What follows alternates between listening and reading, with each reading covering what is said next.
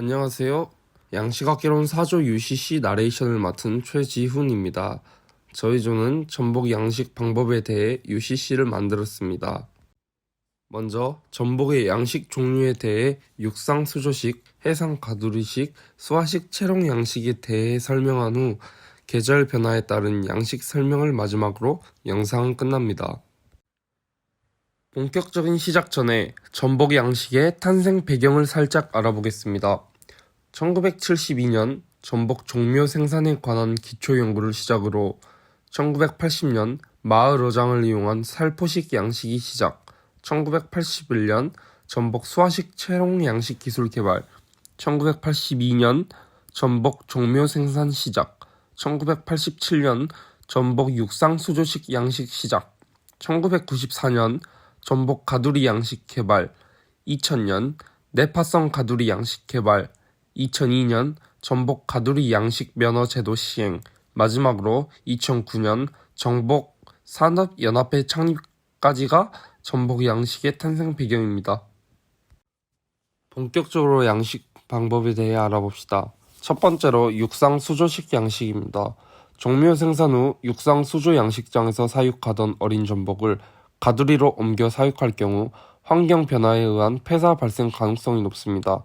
이러한 문제점은 육상 수조 양식장에서 사육 기간을 연장할 경우 해결 가능성이 높으므로 육상과 해상 가두리에서의 사육 조건이 충족된다면 검토할 필요성이 있습니다. 해상 가두리 시설 밀집에 따른 조류 소통 불량 및 어장 환경 악화 등으로 폐사율이 증가함에 따라 단위 생산성이 저하되고 있습니다. 각장 3cm 내외의 어린 전복을 해상 가두리에 입식하여 출하할 때까지 사육 기간이 30개월 이상 소요되어 생산성이 떨어지고 있으므로 육상 수조에서 어린 전복을 중간 육성한 후 해상 가두리에 입식하여 사육하는 것은 양성 기간을 단축시키고 생존율을 향상시켜 양식 생산성을 높일 수 있어 중요합니다. 또한 양성기간 단축에 따른 어가 경영 효율의 향상을 기대할 수 있으며 전복 양식 과정을 종자 생산, 중간 육성 및 가두리 양식으로 분업화함으로써 중간 육성업에 대한 새로운 일자리 창출 가능성도 있습니다. 다음은 해상 가두리식 양식입니다. 해상 가두리식 양식은 육상 수조식에 비해 시설비와 운용비가 적게 들고 양식 기술의 개발로 고밀도 양식이 가능하고 내파성 가두리 양식 기자재의 개발로 육상 수조식이나 채롱에 의한 연승식이나 뗏목식 등에 비해 채산성이 높게 나타납니다. 최근에는 대부분의 전복 양성은 해상 가두리식에서 이루어지는 추세입니다. 해상 가두리식 양식의 환경 조성 조건을 보자면 첫 번째로 지역에 따라 차이는 있지만 전복 양식장 주변에 미역, 다시마들이 무성하게 성장하는 곳이 좋습니다. 특히 다시마는 4월부터 11월까지, 미역은 12월, 익년 4월까지 먹이로 공급 가능한 지역이 좋습니다. 두 번째로는 자연 상태에서 전복의 서식처를 보면 외양성으로 파도의 영향이 많고 물이 맑은 지역에 집중하여 모여 사는 경향이 있는데 가두리 시설 장소도 전복의 이런 습성을 고려하여 외양성 어장이면서 조류 소통이 빠르고 담수의 영향이 적은 지역이 좋습니다. 마지막 조건으로는 겨울철 수온이 7도 이상이며 여름철 수온이 28도를 초과하지 않는 곳이 좋습니다. 수온 7도 이하로 내려가게 되면 먹이 섭식 활동이 저하되고 수온이 28도 이상으로 상승하면 먹이의 부패 등으로 인하여 대량 폐사가 발생할 수 있습니다. 수온 20도에서 25도에서 성장률이 높으므로 이러한 수온 범위가 연중에 걸쳐 길게 유지되는 장소가 좋습니다. 마지막 양식법은 수화식 채롱 양식법입니다. 수화식 양식은 친승 100m 한 대에 채롱 20개에서 25개를 매달아 양식하는 연승식과 뗏목에 채롱을 매달아 양식하는 뗏목식의 두 가지 방법이 있으며 1990년대에 주로 행해진 방법입니다. 이번에는 계절 변화에 따른 사육으로 봄, 여름, 가을, 겨울 관리 방법을 알아보겠습니다. 봄철은 4월에서 6월까지, 봄철에는 수온이 상승하면서 전복이 먹이 섭취 활동이 왕성해져 성장 속도가 빨라지는데 5월에는 성숙 시기에, 6월에는 산란기 및 고수온에 대비해야 합니다. 양성 기간에 따른 관리는 양성 1년차의 기준으로는 15일 기준 생다시마를 전복 체중당 10%에서 20%를 공급하며 셀터에 쌓인 잔류먹이와 뻘의 부패 상태를 확인하고 세척해야 수질 악화와 질병 감염을 막을 수 있습니다.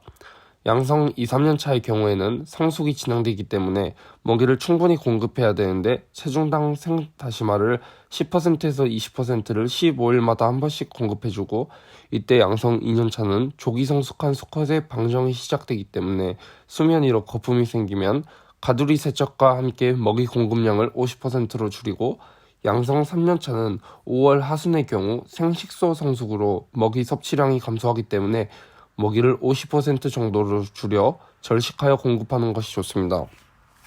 6월 하순에는 양성 2, 3년차 전복이 산란을 시작하는데, 이때 산란이 확인되면 가두리와 셀터를 세척해 주어야 수질 악화와 용존 산소량 결핍을 방지할 수 있습니다. 여름철은 7월의 경우 수온이 높아져 해조류가 빨리 녹기 때문에 먹이 공급 기간을 줄이고, 8월에서 9월은 평균 수온 24도에서 25도를 형성하기에 최소한의 먹이 공급으로 영양 불균형을 해소할 수 있습니다. 양성 1년차 전복으로는 먹이 공급을 10일 기준으로 전복 체중당 10%에서 15%를 공급하고, 남은 먹이 부패로 인한 용존 산소량 결핍과 건미역, 다시마, 갈파리 등을 공급해야 기아 현상을 예방할 수 있으며, 양성 2, 3년차 전복은 10일 간격으로 체중의 10%에서 15% 먹이 공급하는데, 특히 양성 2, 3년차의 이 시기에 방정이 일어나기 때문에 먹이를 잘 섭취하는지 세심히 관찰하고, 폐사 전복이 발생할 경우 다량의 암모니아가 발생해 남은 전복을 폐사에 이르게 할 수 있으므로 신속히 제거해야 합니다. 가을에는 10월부터 12월까지 전복 생먹이 공급 부족으로 영양 불균형이 초래돼 대량 폐사의 위험이 있는데, 따라서 최소한의 먹이를 사전에 확보해 기아 상태를 예방하는 것이 중요합니다. 가을철 대체 먹이로는 염장미역, 염장다시마를 사용하는데, 양성 1년차 기준으로 10일 간격 체중 2.5%에서 5%를 공급하며, 양성 2년차에서 3년차 기준으로도 10일 간격 체중 2.5%에서 5% 먹이로 공급합니다. 특히 가을철의 전복은 영양 부족으로 인해 건강 상태가 좋지 않기 때문에 작업에 의한 스트레스를 최소화하고 생력이 생산되면 최대한 빨리 공급하는 것이 좋습니다. 마지막으로 겨울입니다.